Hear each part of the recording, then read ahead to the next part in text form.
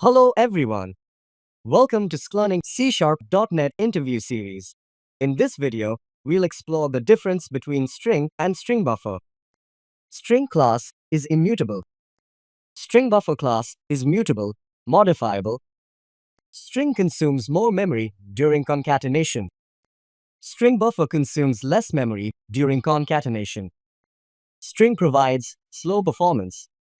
StringBuffer provides fast performance. String overrides equals and hashcode methods of the object class. StringBuffer doesn't override the equals and hashcode methods of the object class. String class uses string constant pool.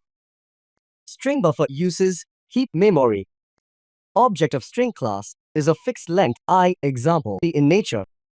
The length of StringBuffer object can be increased when required, i.e. dynamic in nature. Don't forget to like, share, and comment on this video. Subscribe to SKLEARNING for more informative content.